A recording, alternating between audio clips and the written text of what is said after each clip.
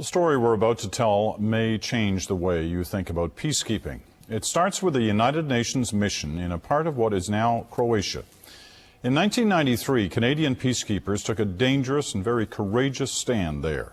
It brought them face to face with death and the horror of ethnic cleansing. But this story does not end there, far from it. Here's Carol Off with a documentary that features exclusive footage of the war in the former Yugoslavia, the Battle of Medak Pocket.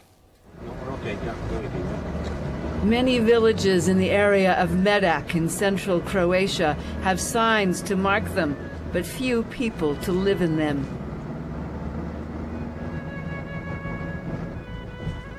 This woman here did all our laundry. Tyrone Green and Mike Spellin are driving back into a nightmare they lived 9 years ago, when they were Canadian peacekeepers serving in Croatia, when they last drove this country road and confronted the darkest, most evil side of war. There's a clearing. This is where we found the first body. And there's one that they took out there in the field where it's covered with light shadow and mud. There's a little slough out there. I took pictures of all the ones that we found in our area. And the reason I did that is for some son of a bitch that wouldn't say this never happened. I mean, I was...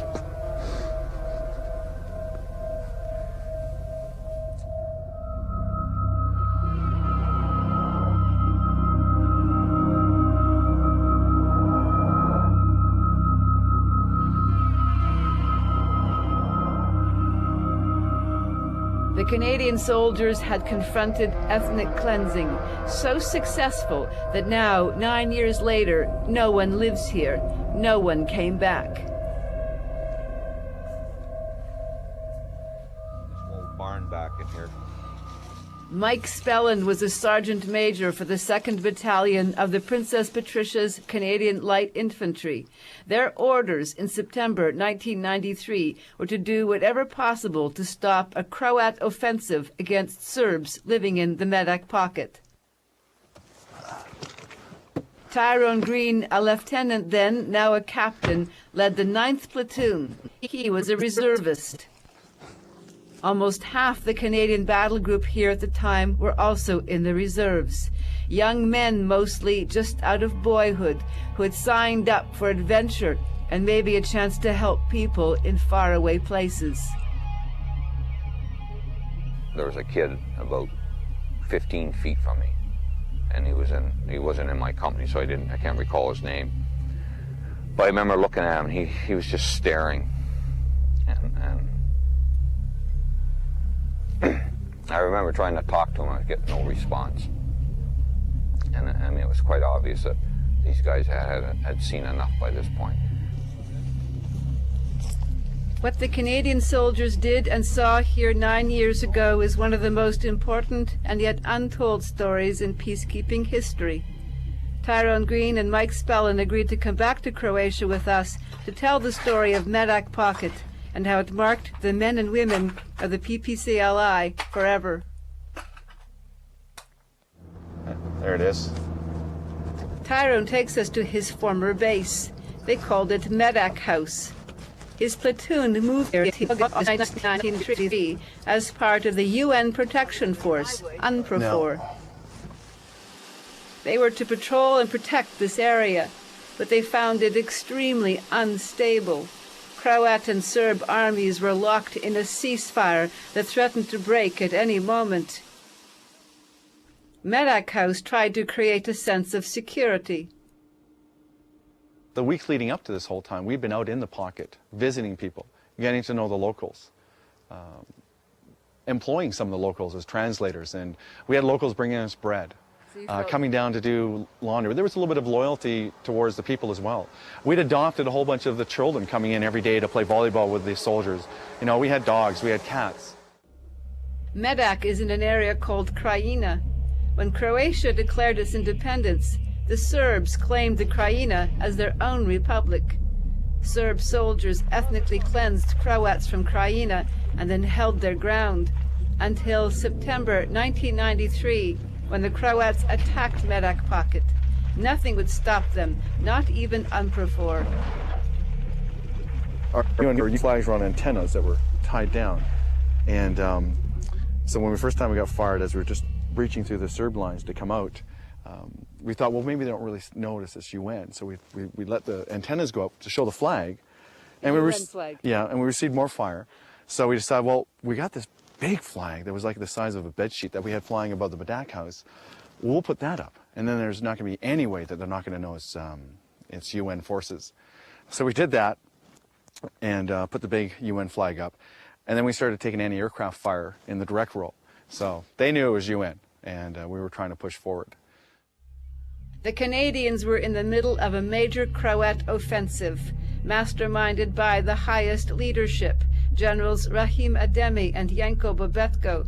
The Croats had a legal claim to the Krajina, but later indictments against the Croat generals state that they plotted to ethnically cleanse Serbs from this area. In 3 days, the Croats took Medak Pocket. UNPROFOR's record of standing up to such attacks on UN-protected areas was dismal. The UN mission was on the brink of failure. In a rare act of defiance, the UN commander ordered the PPCLI to act.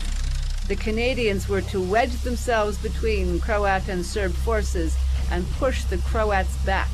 They took up the order with gusto. Basically, we walked one armored vehicle out at a time, just walked out about 10 feet, took fire, waited a couple seconds, walked it out a little bit farther, and eventually just showed to the Croatians that we weren't leaving. We were going to eventually get out in front of the Serbs and establish our positions. What followed was the biggest battle Canadian soldiers had confronted since the Korean War. PPCLI's Charlie Company fought a 16-hour continuous firefight against the Croats. The Croats later claimed the Canadians had killed or wounded 27 of their soldiers. The UN began negotiating a ceasefire, but the Croats had already started their next phase. By that time, their forces had now come down from the mountains and now were sweeping through the Medak Pocket, which is just up in front of us here. And so they start scaling off their shelling to allow the ground forces now to start sweeping through and confronting the Serb forces and taking, attacking villages and so on. Tyrone's company was in the best position to see what the Croats were doing, but he had no orders to stop them. We could now start observing a number of fires being started, and that was giving us clear indication that ethnic cleansing was occurring, and hence the sense of urgency for the UN to react.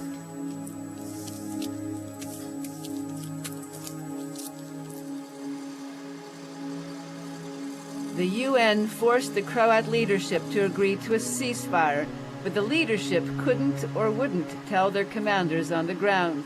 UNPROFOR met resistance at every turn. The Canadian soldiers would later regret that they hadn't forced their way in. The Canadian commander, Colonel Jim Calvin, called an impromptu press conference in a final effort to shame the Croats into leaving the area. Today we moved up at 1200 hours precisely, and we found mines on the road and still anti-tank roadblocks blocking our path. The Croatians made a big show of moving the mines and the anti-tank barriers, but now they are refusing to allow us passage, indicating that yet one more Army commander and another Army commander must be here to help guide us into position. At some stage, you got to cut the bullshit and get on with the job. And all I've heard right now from the Croatian people at my level here is a bunch of half-baked excuses aimed at delaying us from getting on with the operation. The barricade slowly came down and the Canadian peacekeepers entered Medak Pocket. They had fought a pitched battle with Croat soldiers and forced the Croats to withdraw from the area, but they learned they were too late. As they toured one village after